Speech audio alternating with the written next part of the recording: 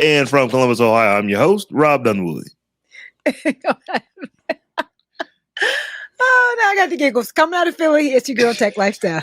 And out of Atlanta. We got it. So, hey. and out of Atlanta, this is Terrance Gaines, aka Brother Tech, aka I don't know how we're gonna get through this episode with these two rascals over here. I'm saying you gotta keep that in there. Keep it real, keep it authentic. Listeners, Tech Light Steph is over here tripping. We done tried to start the show 3 times. My bad. And she's the one's like, yeah, I'm ready to go. And then she it's kind of like Will Smith in the original Men in Black when he was pulling the table across the chair when he was taking the test. You pulling your microphone across the desk. I didn't think it was that loud. My bad. My bad. So how y'all doing this week? Doing good, man. Can't complain. Got a lot of stuff going on the next couple of weeks. Personally, I'm gonna be up and down not the coast, but almost down to Florida next week, and then back up to Indiana the week after that, and then, well, actually, I take it back. This Friday, I got to take my daughter to a competition in Tennessee, and then that's on Saturday. And then on Monday, competition for she is a color guard. Okay. Yeah, better word for flag girls because there's some guys that do the flag stuff too, so they call them color guard, right? So I'm doing that this coming Friday, Saturday, this coming Saturday, up to Tennessee, back down to Atlanta, and then on Monday. Heading down to Florida for our kids' spring break. So we're going to Florida for a couple days and then coming back to Atlanta on Friday, just in enough time to hop on the airplane and fly up to Indiana for a couple days. And then the weekend after that is me and my wife's anniversary. So we had to put that on hold because the weekend after that, our kid's going to our final competition in Ohio. So busy next couple weeks. So you just running, man, all over the place. Clearly you already had your plans in place because did y'all see where I believe is the NAACP has put out a travel advisory for Florida, basically telling Black folks you don't need to be going to Florida spending your money there. Oh, I haven't seen this. What's the deal? I just heard this on the news today, and it's not in our rundown. But you just said you was going to Florida, and it just made me think of it. And I'm like, because we talk about it all the time. They wilding out down there. But, just in general. In general. Yeah. But I should have. If I would have heeded that, we probably would have went someplace else. You already had the plans in place, so this literally came out, or I should say, I saw it today. So. It says one local business owner believes more people should move to Jacksonville instead and bring more Black-owned businesses. Because of DeSantis, right? That all the stuff he's doing. Yeah, okay. Stay up out of Florida. Yeah. Can't mess around. But y'all, let's go ahead and do a tech show and get into some of these tech stories. But before we do, just got to let folks know, if you would like to become a patron of the Tech Jawn, if you'd like to help support the show, head over to patreon.com/the Tech Jawn, where we've got multiple tiers over there, any one of which get you access to our live stream and after party. So once again, if you're interested in helping to support the show, head over to patreon.com/the Tech Jawn. And with that, Stephanie, let's jump into this first story, because this one essentially is about Mellody Hobson. I've been a fan of hers for years. And this, she basically has come up with, a way to support. I want to let you dive into the nitty gritty of it, but it's like, is this supporting of Black-owned businesses? Is this turning businesses Black owned? I was like, Black run. It's real all up in there. So Mellody Hobson, who we should all know, if you don't know, is like that that girl, married to George Lucas, like billionaire in her own right, part owner of the Denver Broncos. And she is the co-CEO and president of Ariel Investments, which is the largest Black-owned private equity fund in the country and probably in the world, actually. But she has this project. The only reason I put this in there, it stood out to me because we had an episode, maybe one or two episodes back, where I fussed about the fact that Andreessen or somebody had this little $40 million fund for startups, and how it was just this drop in a bucket, versus the billions of dollars that these companies, these venture capital companies and these equity funds are putting into other companies. And the number stood out to me on this because she was able to, through a bunch of different partners along with Ariel Investments, get $1.45 billion committed to what they are calling Project Black. And what Project Black is, I guess, what it sounds like to me ultimately is she's trying to change things from the inside.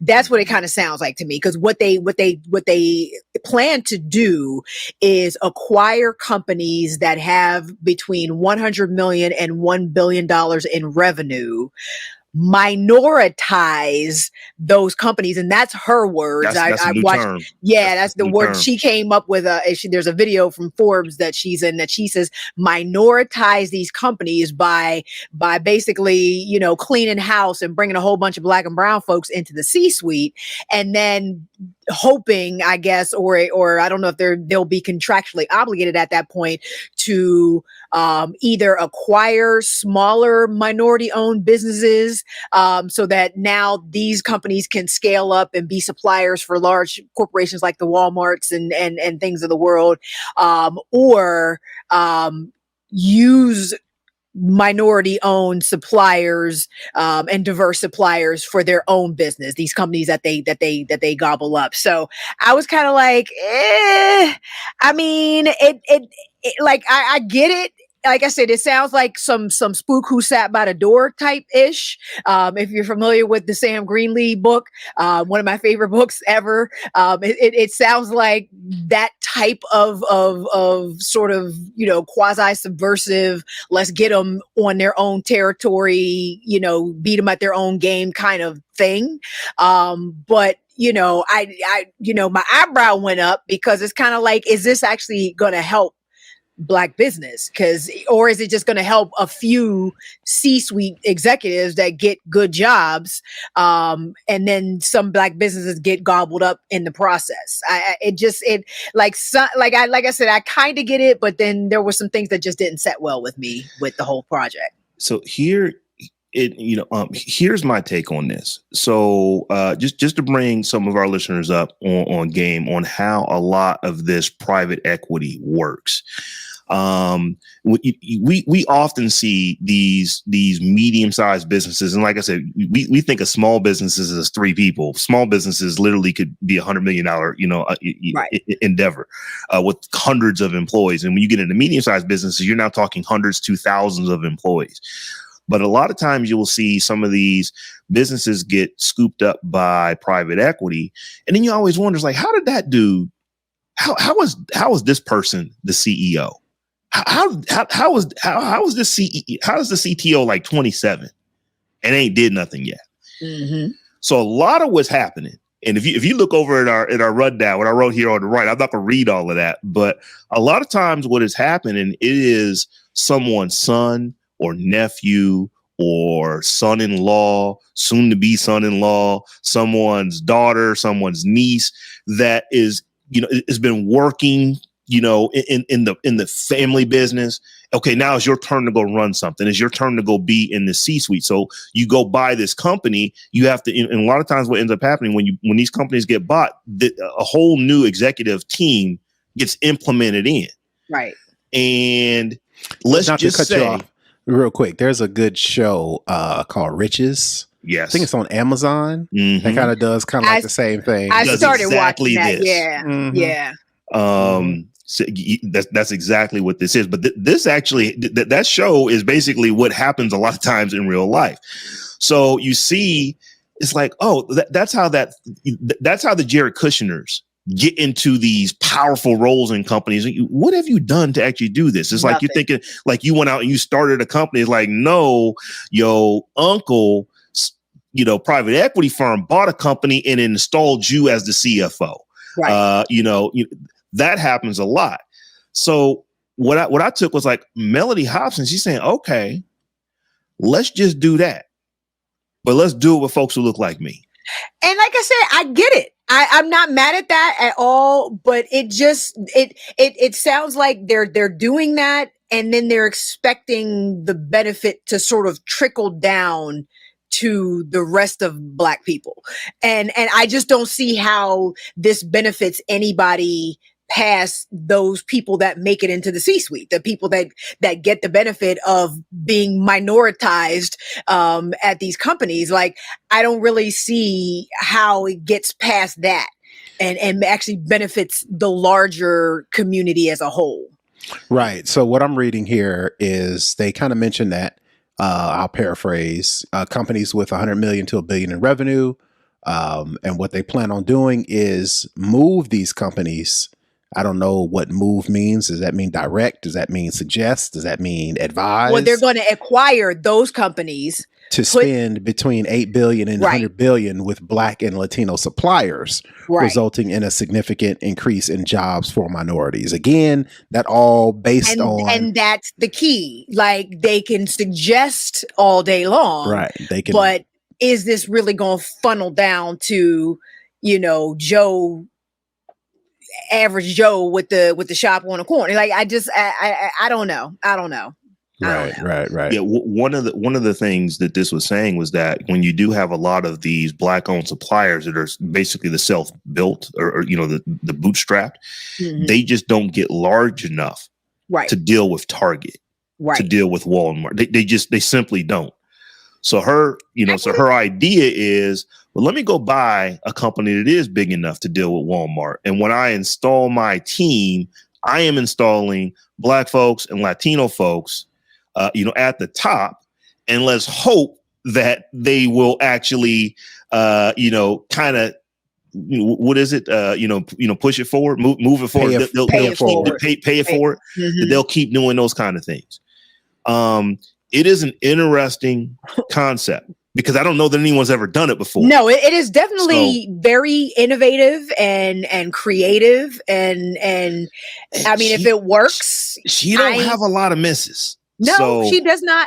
Look, if anybody could do it, a sister could do it. I'm just saying. And like, I'm not mad. I would just really like I said, I was just like, I get it. But then I kind of, I don't know. Like, I'm pretty sure in the process in the middle, I'm pretty sure the money will trade hands enough to where people will benefit off of this, in addition to the money actually being spent for the ultimate goal of trying to create minority-owned businesses or convince these companies to spend money with Black-owned businesses. I'm pretty sure in the process of that, so there are some people that's going to get paid, and it's going to be everybody wins.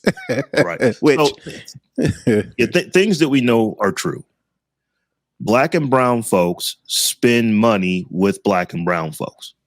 When the opportunities present themselves to. Not necessarily trying to hook anybody up, but you're just not adverse to it because it is your, it's not saying I'm going to go out of my way to support this Black-owned company. It's just that, no, this is just a Black company that can do what I need them to do, and I'm not going out of my way to not give them any business.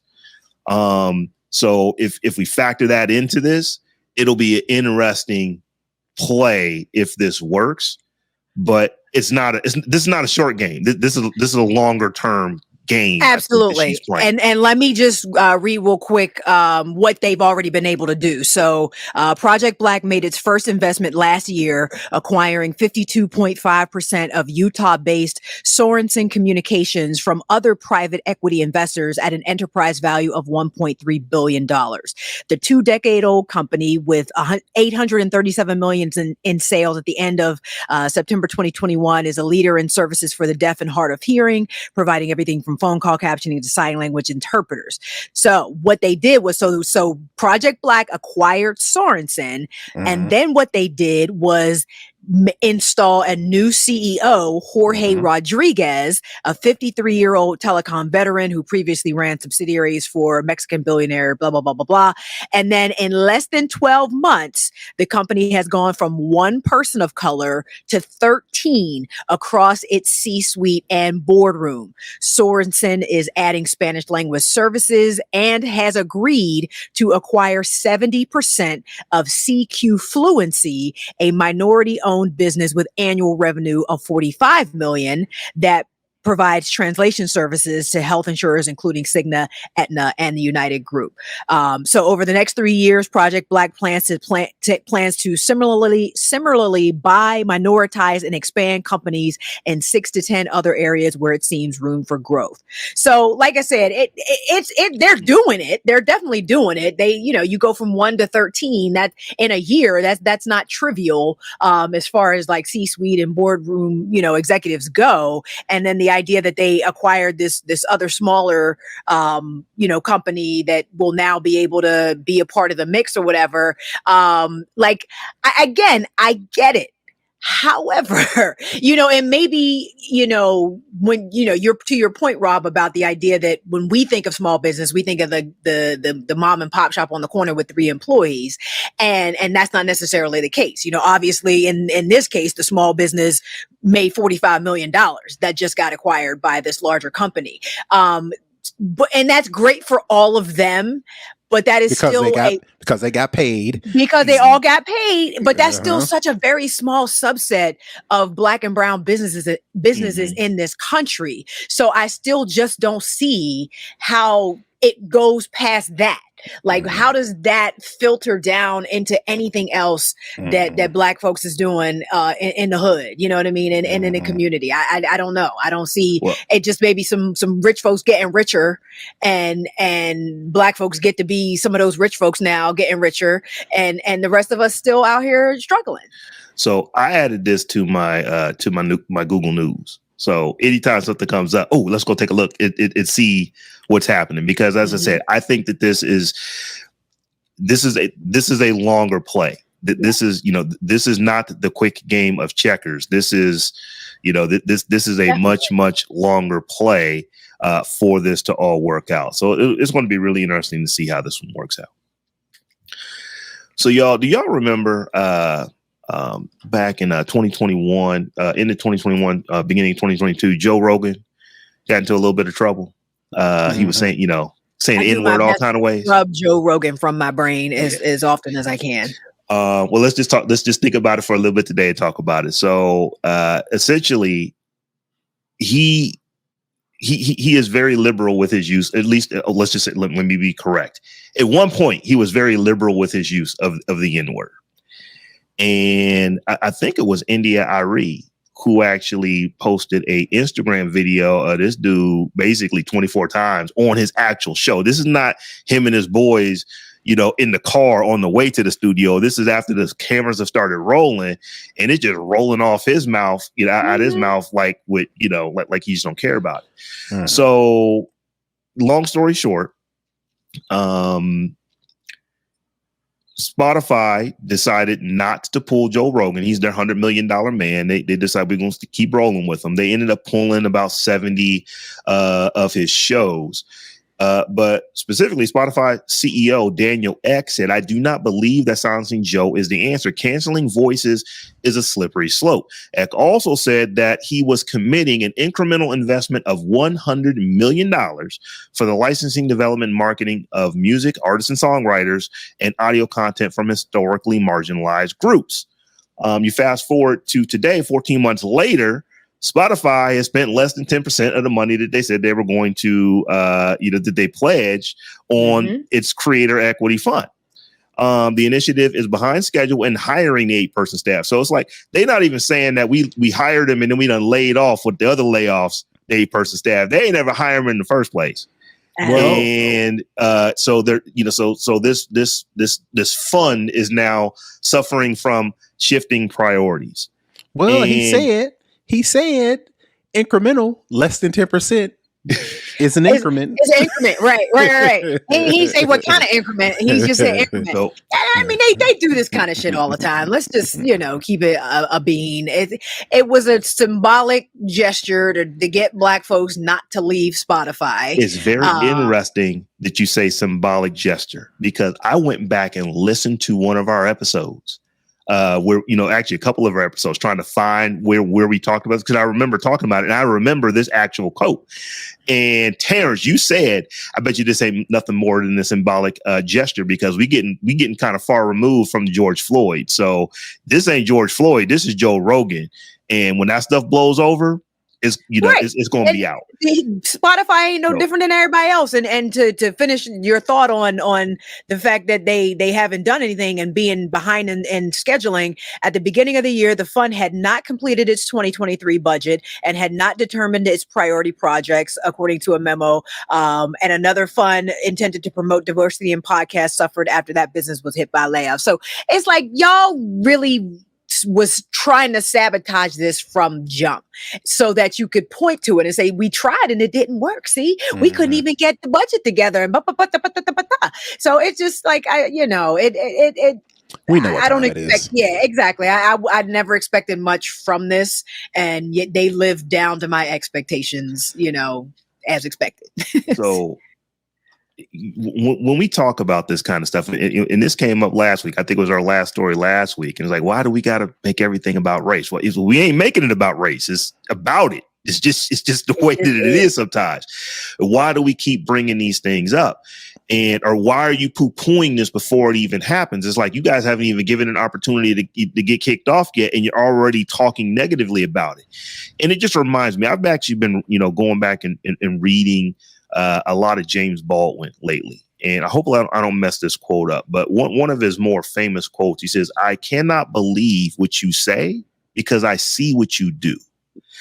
So when we talk about some of these stories, and it's like, it sounds like it's going to be good. It sounds like it's going to be, wow, this is really something that's going to be cool for, for the tech industry, particularly how it's going to affect Black and brown folks. And we say it, and it's like, it sounds nice, but however, when we lean back and we lean over to the side, and we're because we've seen this before, we've heard this song and dance before, and it's like, here it is. It's like, you had some heat because you was going to stick with the $100 million dude that was, you had to pull 70 of his shows down because of his use of language that your listeners don't like. And okay, well, let's give $100 million to people who he was offending. Let's pledge $100 million. Let's pledge. Right. And that wasn't even, and the bad part is that wasn't even a lot of money. You know what I mean? They paid Joe Rogan more than that. As it turns out, his deal's worth like $200 million. So it's just like, that money was a drop in the bucket, and y'all didn't even try. I mean, just from the jump, it says the streaming service lacked a well-structured, clear system for vetting and approving projects or allocating money. Ideas were pitched, but not often accepted. So y'all just never had any intention of trying to make this work in good faith. There was never any good faith effort to try to make this work. So it's just kind of like, I mean, I don't rock with Spotify like that anyway. So, I mean, forget y'all.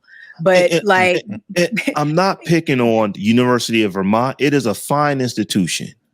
But if you say, you know what, we did everything we could do to try to find Black professionals that are coming out of the University of Vermont, then it's kind of like you plan to fail. Right. The state has like, I think about 1%, and the university is like 0.8% African Americans there. So if that's where you're going to look for people, What do you think you're going to find? This is a true story. My oldest daughter, when she was thinking about grad schools, they have a very, very good educational program at the University of Vermont. And she was talking to one of the black, faculty. She talked to a black faculty person, or I don't want to say but it was like she talked to a black faculty person, but there was not a whole lot. Probably the only one. And they talked to, an actual black grad student. And this is what got her, because everything was sounding really good. This is one of the best programs in the country. It's like, but you might have to go to Montreal to get your hair done. She's like, well, I got to leave the country. Never mind. It's like, well, Montreal is a little closer. You can get there. It's easier to get there if you got a passport than going to Boston. And she's like, Vermont and Boston ain't close.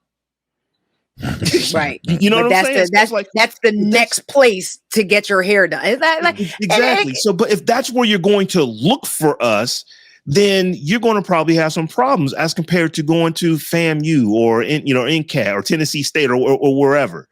So I just look at this as like, as you were saying, it's like, Terrance, it's like y'all put this together to fail. It's like you cannot convince me that you couldn't go find some black artists. So it's like, let alone the podcasting part of it, which is what we really are into. You mean to tell me you couldn't find some black artists that are singing and making music? You were struggling to actually find people to invest in. Mm-hmm. Come on. Well, it sounds like they didn't beyond even not being able to find anybody to invest in. It sounds like they did not invest and be intentional about putting together the team that was supposed to make this thing work. Yeah. They didn't even get their employees together. And I'm sure there were probably black employees lined up saying, we would love to, make up this team and be a part of this team and take this project on. If you giving us $100 million, we can go do something great with this money. But y'all didn't even try to do that, to even get to the point where people could pitch and creators could benefit from this money. So it's just like, miss me with this Spotify. Y'all whack. So Spotify, when we look at your programs and stuff side-eyed, it's like, well, we can't believe what you say because we see what you do. Because we see what you do. Like that is not me, that is James Baldwin, but it's a heck of a quote. It's a heck of a quote. Let's get into this next story, y'all. So my question is it too early to start calling Twitter just can't get right? They've been. Because it turns out that at least part of Twitter's source code has been publicly available on GitHub for months. It didn't go up. They figured it out and then they pulled it right down. They say they don't know how long it's been available, but it's definitely been several months. I'm reading here. We're not exactly sure how long the code has been in the open, but GitHub did respond to a copyright claim and removed the code last Friday. So ultimately, GitHub, got a claim from from Twitter. You need to take this copyright stuff down. They immediately did that. But here's what I would expect Twitter to do. Well, who posted the code? Completely expect that. Here's also what I would expect Twitter to do. Who downloaded the code? But the question that I have is the U.S. District Court of the Northern District, are they going to actually, rule that not only the person who put it up, we need you to disclose to us who actually went out and downloaded this code.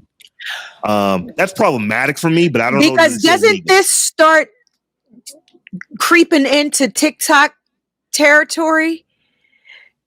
Like the same issue we're talking about TikTok for right now. The fact that China could subpoena or demand information from that platform. Ain't this the same thing? Am I tripping?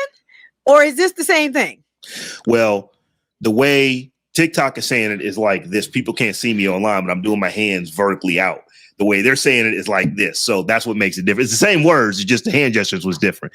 I think so, Stephanie. It's like, I'm kind of wondering. It's like, wait a minute. So yeah, Twitter was definitely violated by somebody posting their source code. That is absolutely violated. That is absolutely a breach.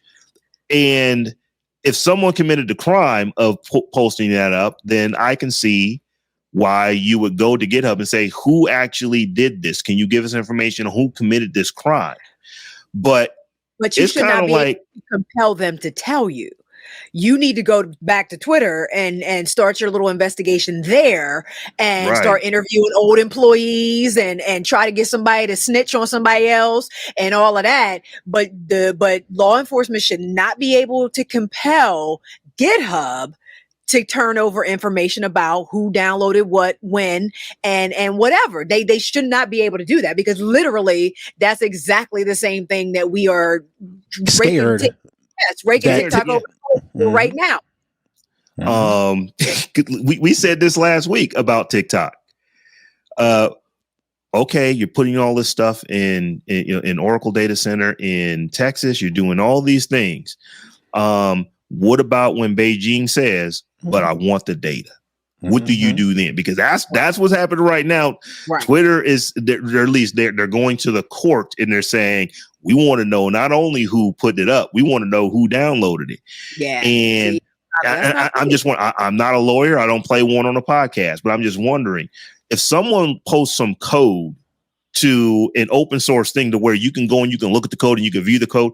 Is it a crime for you to download code that is posted? That's been posted on a public open source website. Exactly. This has been there for months. It's like, Twitter doesn't need to know who I am because I downloaded some code that, as far as I was concerned, was completely legal. Like that. That's right. Where. How would I know that code wasn't? How would I know that code was stolen if it's on an open source website? Right. I'm just going to look at it. Now, the rest of the thread of that now is, wait a minute, I think I just lost my train of thought. Well, you're going to say, as far as I'm concerned, everybody who downloaded it was a journalist. That's what I'm saying. It's like, we can't give you that information. Everyone who downloaded it just happens to be a journalist. But also, I could see where, because, and we're going to talk about this when we get to TikTok. Part of what the Restrict Act is trying to do is repeal Section 230 of the Federal Communications Commission Act that says that platforms cannot be held responsible for the content on their platform.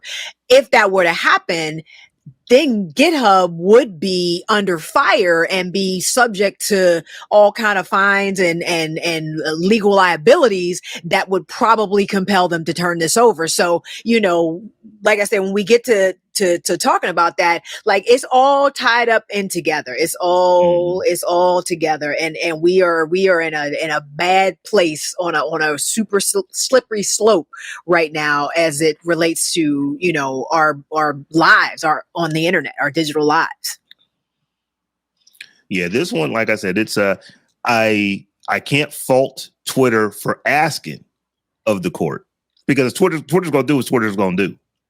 But it's like, court, are you really going to allow this company to subpoena this other company, this other organization, to find out who just went and read the stuff? Mm-hmm. And I can't remember where I saw this. Like, well, it's kind of like, there was a book that was in the library that shouldn't have been in the library, and now you want to know who all read the book in the library. So why are you worried about who read the book and not worried about who actually put the book in the library? It's like, seems to me like you worried about the wrong thing. Number one, why are you not worried about who stole the information out of, like you said it exactly right. Start your investigation in your house where the stuff was stole, instead of worrying about who actually read it after the fact. Right.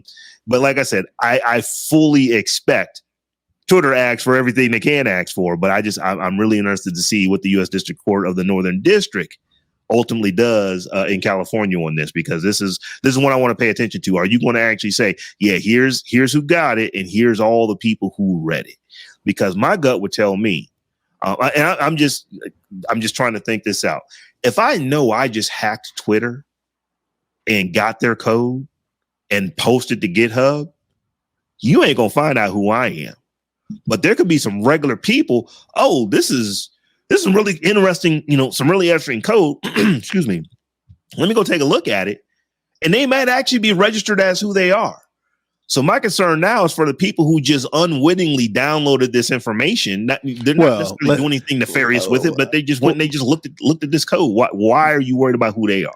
Well, let's keep it a buck. These people knew who they were doing when they're trying to download the source code for Twitter. So hopefully they made sure that as similarly as the person who uploaded it tried to protect themselves or whatever the case they did to try to anonymize themselves. I'm pretty sure the downloaders would it have even been that obvious? Like if they didn't title it TikTok source code, like would it even have even been that obvious that that's what it was? You may have just been looking for searching on, an algorithm to do X, Y, and Z, and maybe it got tagged in those kind of in that way, and you didn't even know what you were looking at. I mean, I don't know what TikTok source code looks like. If there are variable names in there that are tweet and blue and all the rest of that, but like you might not have even known, and you were just looking for code.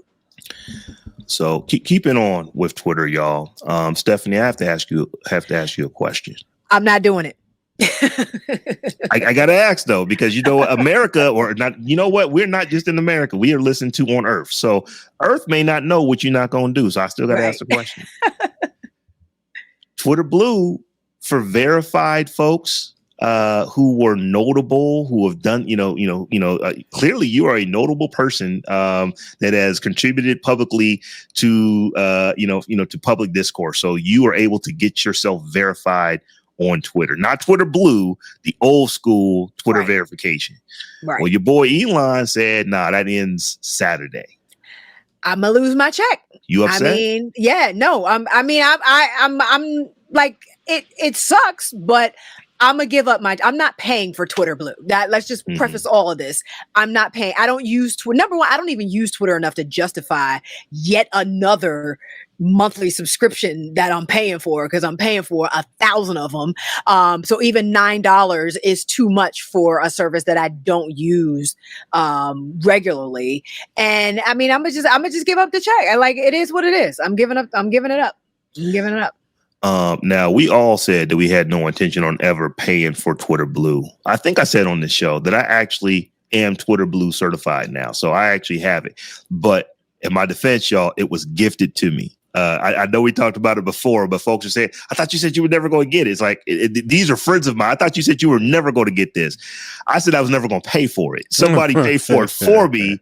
So I'm checking it out. But, just on Twitter, because Twitter probably for me is now my primary social media platform. Just for the type of stuff that I talk about that I'm into. It's still Twitter, so there's some trashiness to it, but there is a community of folks that I am dealing with on Twitter. So, and I've always said this, I really never had an intention on like getting rid of my Twitter account, like with some folks were actually, not talking about it. Some folks actually did it. They have completely left Twitter.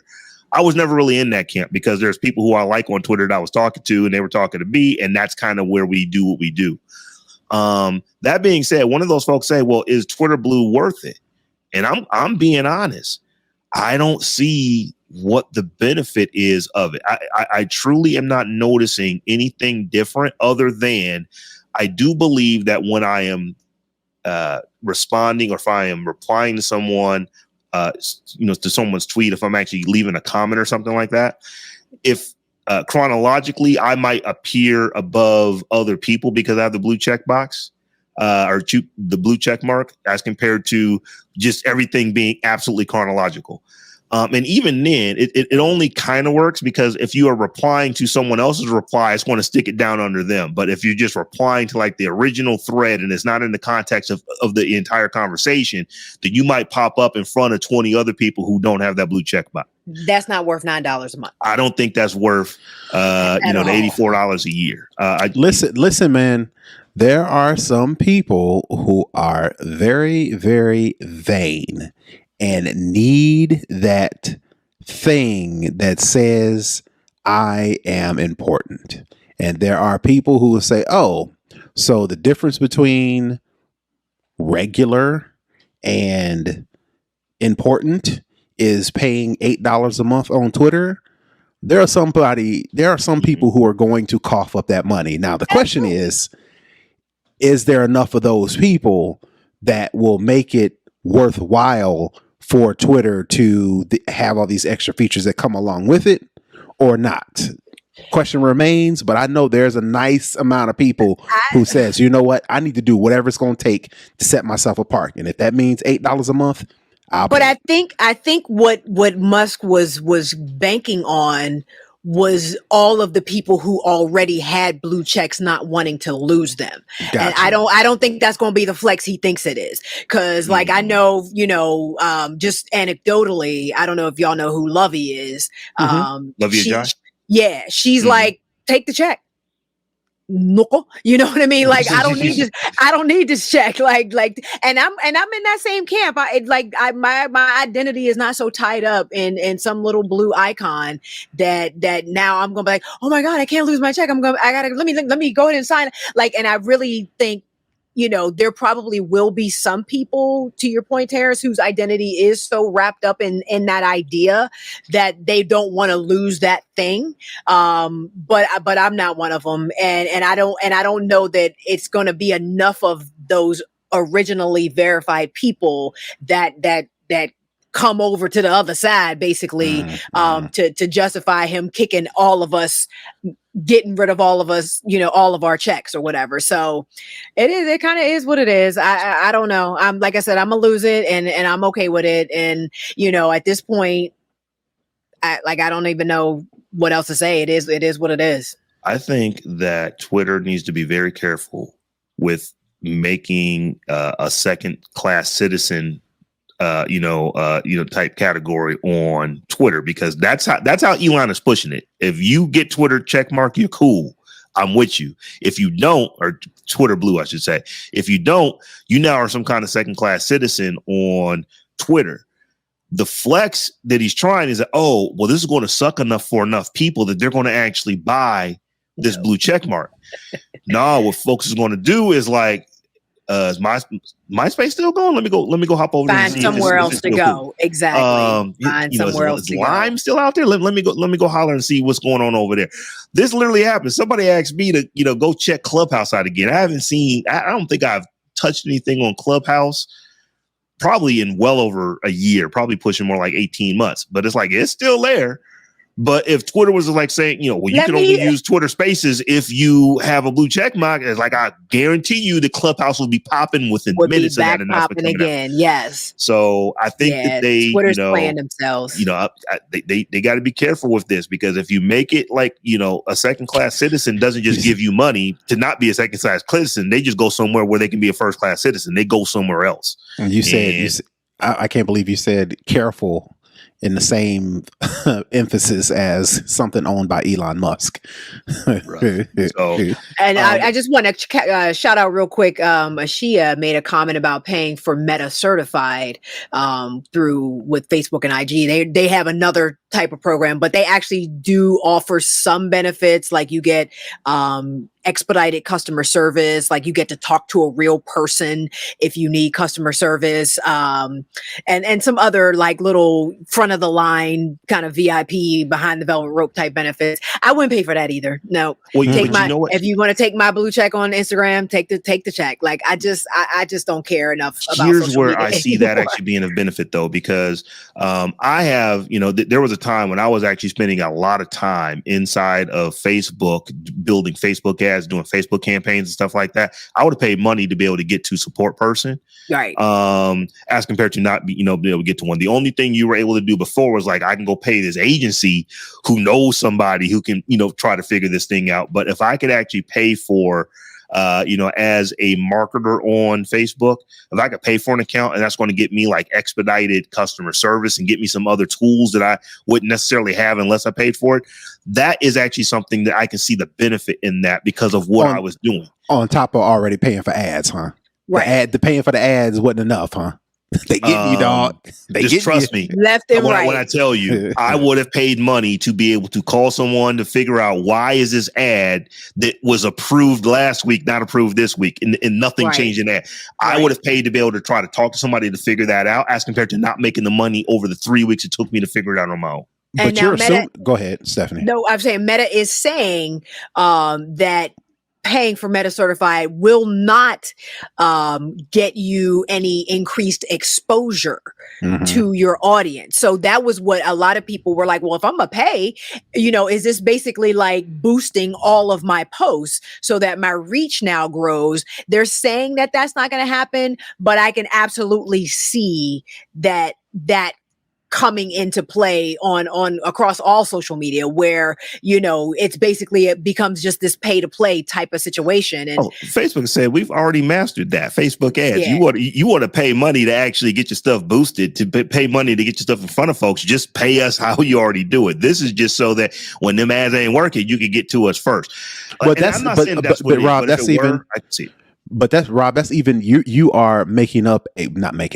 You are coming up with a scenario for you specifically to see the value in Meta Certified. You don't even know for sure if paying for Meta Certified can guarantee that you're going to get support for ads. You're just saying, right. I could see where if I needed help with ads. We don't even know what this expedited support means. That could just mean you talking to somebody. Now, what they know, who knows, right? You would think they would know about ads. You would think they would know about, hey, help me unlock my account. That just means you talking to somebody. That don't mean they gonna actually help you. It's a cash grab that I just don't think it's going to work for any of these platforms. I don't know. It's just the concern for a lot of folks is that Elon Musk and his personality is like, you gonna give me money or bunk you. I can really care less what you do on my platform. And like I said, that he may think that's a flex, but history has shown us that when you make people second class citizens, they don't pay to become first class. They just move someplace else to where it's better. I'm just, going to use social media as a tool to direct traffic to my own online properties, and do it that way. It just, anybody out here who is depending on the kindness, of any social media platform, social media platform, and the well intentions of a social media platform for your livelihood, it's just not a good look. It's just. I literally had this conversation yesterday with someone. I am no longer trying to push anyone to any social media platform. I'll let you know that I'm on it. But if I'm going to push you to something, if I want to get you to go somewhere else, that else is going to be something that is mine. That is going to be my community, my Discord, my email. You subscribe to my email newsletter. Get my newsletter. To my website, to my membership program. Something that I actually am controlling. Understanding that the number of people that might actually sign up for that would be far less, but they would be far more valuable to me because they're rocking with me, not just you just happen to be on some other social media platform. Right. You just double tapping my selfies. I'm exactly. Good. So I'm not, I'm not poo-pooing other social media platforms, but I have no desire. Hey, I remember when Clubhouse was hot. Hey, you got to go get on this thing, Clubhouse.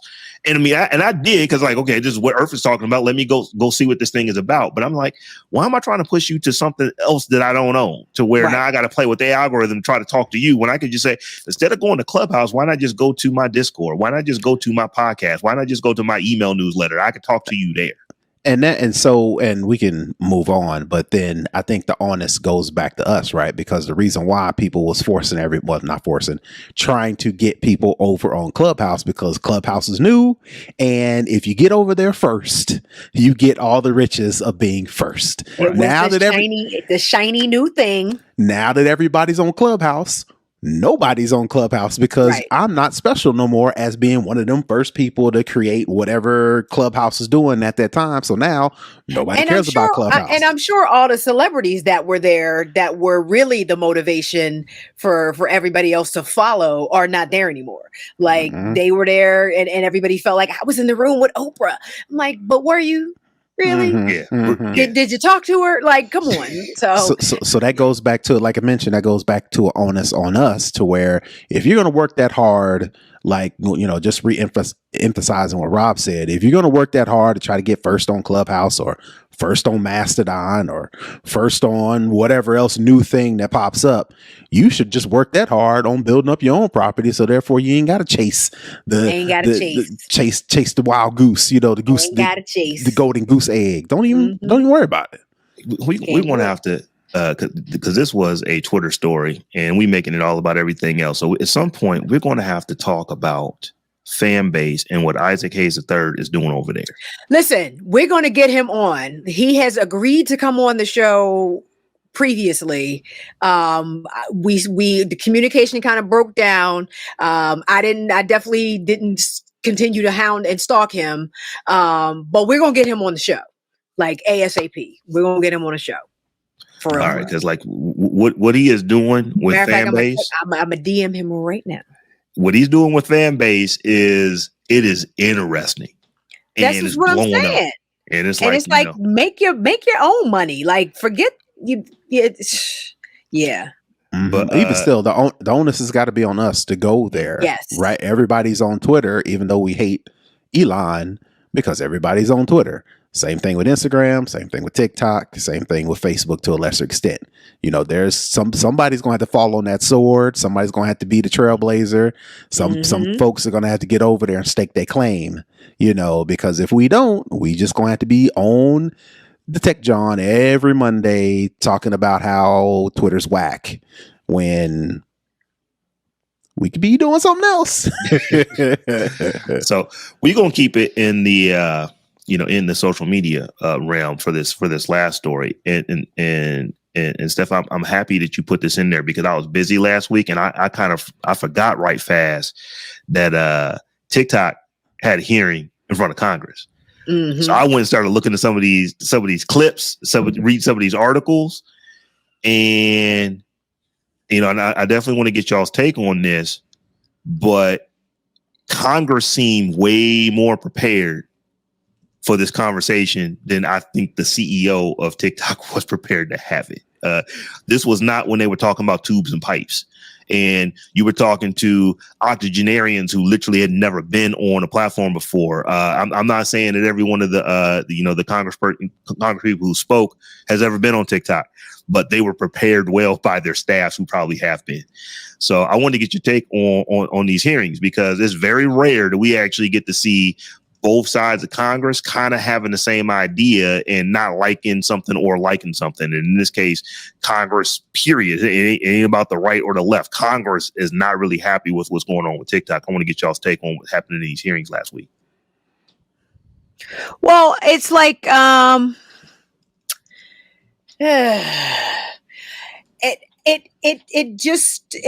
it all seems very disingenuous to me because this company is not doing anything out of the ordinary of any other social media platform out there. Now, I get it. The only difference is that it is a Chinese-based company, like the company's based in China, but other than that, and I don't know, and I don't know. I mean, I'm not a scholar in international foreign policy or anything like that. So I don't know if that fact alone is enough to justify what they are putting this company through. It may be, maybe, in national security circles, China's threat through software is so great that we do have to try to figure out how to keep this app from infiltrating our country and all the rest of that, maybe.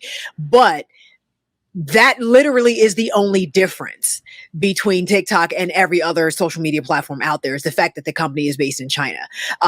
Because everything else, literally every single other thing else that they had an issue with as it relates to TikTok, they should have an issue with as it relates to Facebook, Instagram, Snapchat, YouTube, Twitter. Like all of them, Twitter, all of them. You know what I mean? And so the idea that you're piling on, this particular app, it just feels disingenuous and hypocritical to me. So I think these congressmen feel like the ability or the potential for China to some way, directly or indirectly, have access to US data, knowing what we know about how said data was used and manipulated in previous elections, specifically Cambridge Analytica and how they sold that data or gave that data to these Russian whatevers, and they were able to use that data to somehow, some way, I don't know if it was greatly or marginally, either way, they were able to use that data to influence the political campaign / elections of the previous cycle, right? I think they're trying to use that as all right, remember what happened with Cambridge Analytica in Russia. What we don't want to happen is not, and this is what I'm thinking they're thinking, right? Right. They're thinking that, okay, well, let's try to be preemptive about TikTok and hold on, let me finish. Let me finish. What they're trying to do is preemptively say, all right, well, we ain't gonna make the same mistake twice, so let's pile on, like you mentioned. I'm not disagreeing at all. Yeah. Pile on TikTok to make sure this don't happen the same thing in China. In addition to that, what I also think they're trying to do is we need to send a message to China, because if China's thinking about, and this is indirect, I'm not saying it's directly related, this is just my conspiracy theory hat. What they're saying is what we also need to do is we need to send a message to China that we ain't playing, because, there's talks about China some way helping out Russia against Ukraine. So they're like, all right, what we need to do is we need to go ahead and show China that we ain't playing, so we can kind of send a message to let China know it ain't going to be the same way. And especially if you're trying to help Russia. So we need to go ahead and have the shot across the bow thing. And I think just TikTok is just collateral damage. Nah, honestly, I don't think this has anything to do with China, to be perfectly honest. I really don't. Where was all this preemptiveness in 2017 and 2018 and 2019 and 2020 and 20? Now all of a sudden 2023 is China. I honestly think Meta is and so that's your spirit. Yeah, I think Meta. Okay. I think Meta's behind this. I think Meta fed those questions to all of those Congress people. Okay. I think Meta's lobbying dollars or their lobbying game is strong AF. And I think they're trying to get rid of TikTok. I don't think China. I think China's a convenient scapegoat. So China's collateral damage. I mean, and like I said, without any foreign policy background, I'm sure there is some level of suspicion and guarding against foreign intelligence and all that needs to happen vis-a-vis China. But at the end of the day, like I said, this is happening already far too much with the other companies for it to just be about China.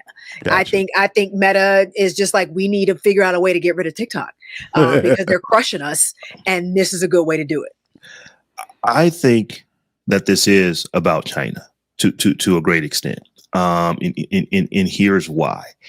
When you think about all the stuff that Facebook is doing, and it has been caught doing multiple times, with the, from Cambridge Analytica all the way up to, I can't think of her name, but it was the former Facebook Sheryl employee. Sandberg. Exactly. No. You're talking about the whistleblower. Whistleblower. Taugen. Yes. Yeah. So all the stuff that's going on at Facebook. Yes, this is bad. It's horrible. But at the end of the day, Facebook is still our mess. TikTok is another country's mess. And I don't want to say that like China is our enemy, but they sure enough are our adversary. We ain't friends like that. And as Terrance was saying, we're coming off of this Cambridge Analytica stuff. We're coming off of where it's not they have the ability to do this. They use the ability to sway an election. They actually, we're going to take all this information. We're going to take all this information that we have. And we know that if we push this post, if we can get people to like this, we can get them into basically our echo chambers, and we can just keep inundating them with this messaging and this and that and the other, that we could literally maybe move something a percentage point or 2 or 3 or 4 or whatever the case is. And that scares us. That gets us into Manchurian candidate kind of stuff. And I have to, I'm gonna just interrupt you real quick because she had just made a great point. You don't think they're already doing that? Oh, I absolutely think they're doing that. On our platforms. You talk about this is China's mess and we have our own mess, but China and every other country in the world is already influencing, U.S. thought and persuading things through ads on our own platforms. I do believe why China? Why that now? because China's an easy mark, because it's a country. We don't look at, we have not said the name ByteDance one time, so we've been talking about this. ByteDance is the company that owns TikTok and runs TikTok. We keep talking about China. Why? Because ByteDance is based in Beijing. And although it is an autonomous company, companies that are based in Beijing, they just run different because the government there, I understand that you have this, I want that data. Go ahead and get it for me. Well, they're going to find out. But don't we have that here? How is that our problem? But the issue is that it's harder to do this. You're going to have the left and the right fighting over, you can't shut down an American-based company. You can't shut down Twitter. You can't shut down Facebook. But when it comes to ByteDance, we can say, you know what, that's China's company. We can ban that. We can get rid of that. So I think that's just where the difference comes in for me. And as I said, as I'm going and I'm listening to how these folks are talking about it, the government is not happy at all with what, with TikTok is doing. As I said, or like Stephanie kind of mentioned, they may not even be mad at TikTok at all.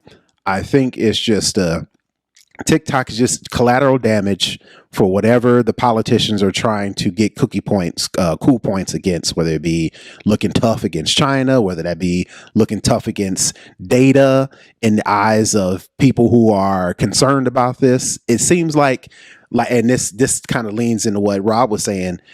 TikTok is an easy target because it's not a US company. Right. So these congressional hearings and these politicians can feel like we can move this, whether it works out in our benefit or just blows up in their face. The fact that they can say we cared. Instead of actually doing the work of putting into place. That's too easy. Yeah, instead of actually doing the work of putting into place a something similar to GDPR, or instead of actually mandating doing work. Yeah, instead of actually mandating digital and media literacy education in schools, instead of doing the actual work, let's make TikTok the boogeyman. Yeah, and sure. Keep people distracted. And Meta's sitting here pumping money into all of it, saying, make TikTok the boogeyman. You know what I mean? It's just it's nonsense to me. It really is nonsense, because at the end of the day, you probably can't do it anyway. You know what I mean? At the end of the day, this will most likely be all for naught. The likelihood that you are taking away the livelihoods of 5 million businesses on that platform, taking away a platform that half the country is on right now, 150 million and trust me, I am not standing for TikTok at all. I'm just saying our government is being hella disingenuous in this performance art that they're yes, actually doing performance, right now. definitely. Yeah, and it just irks me because, it dominates news cycles. It gets people all riled up. But at the end of the day, it does nothing. Right. So good conversation. We not going to solve it on this show, but it is going to be really interesting. And I'll just leave it with this. Something that just popped up, and it says DeSantis gives a fifth different answer against Ukraine.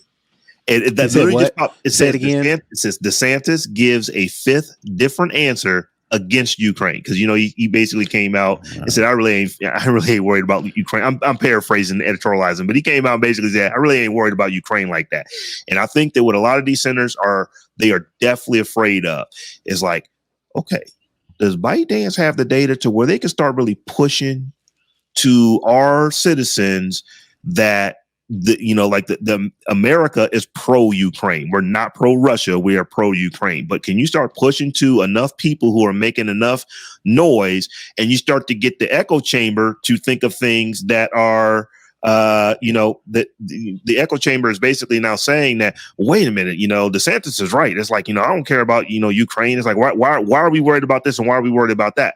I think that the government is truly concerned that with all the data that a TikTok has, that they can start doing those kind of things. Why are they worried about that? because it's been done already. We've already seen this happen. And then, as we've been saying, TikTok is the lowest hanging fruit of who to go off, who to go after. Could Facebook do this? Yes, that's the data that they used the last time they did it. They used Facebook data, an American company. But the fact that there is a foreign company that is an adversary of ours that now has these kind of data metrics on citizens of the United States, to where you can start swaying elections. I see. Like I said, it takes threat to America to basically get who is it, the Democrats and the Republicans on the same side of anything. And like I said, when I went and I looked at some of this stuff, it was not some of the ridiculous things that we see when Congress is talking to tech companies. They knew what they wanted, and they were on message for the most part.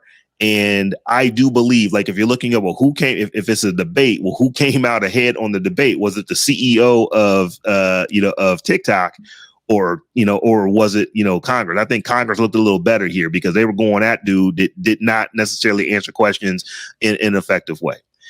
So, like I said, this is definitely not going to be solved on this show, but it is interesting to see how this is going to go, because I am now putting in this TikTok thing into the categories like the government is for real on this. They are not messing around.